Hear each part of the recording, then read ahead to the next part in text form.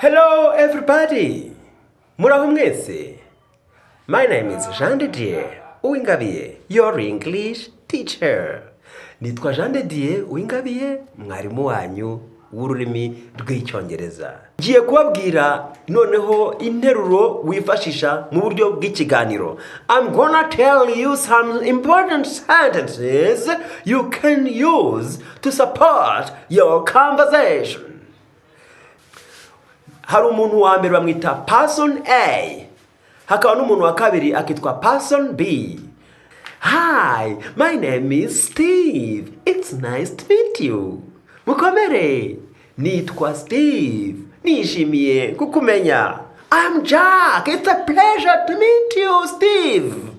Nitwa Jack. Ndanezerewe kumenyana nawe, Steve. What do you do for a living, Jack?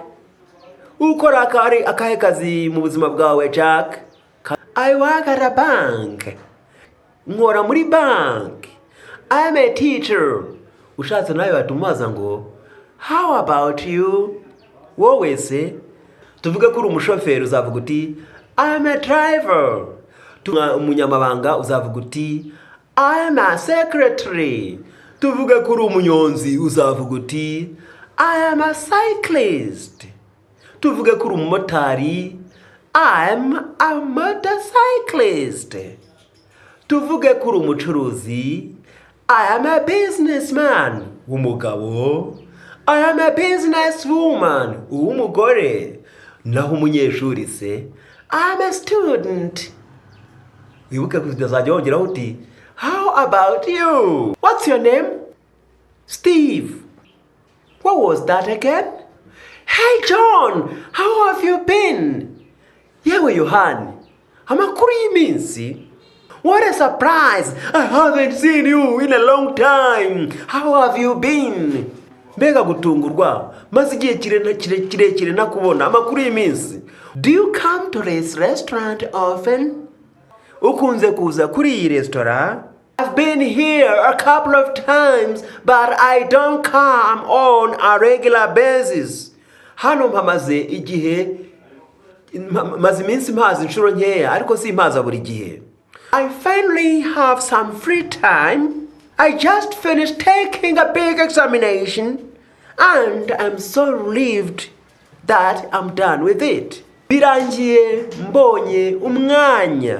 None ubu nkaba mbohotse kuko nkirangije. Hey Nancy, what have you been up to? Yewe Nancy, umaze iminsi mu biki? The same old. Cyangwa the same as usual. Ni bimwe bisanzwe. Hari uburyo bubiri bwo gusubiza umuntu ukubwiye ngo, what have you been up to? Ushobora kuvuga ngo, same old. Cyangwa the same as usual. How about you? Wowe se? I'm pretty busy at work these days, but otherwise everything is great.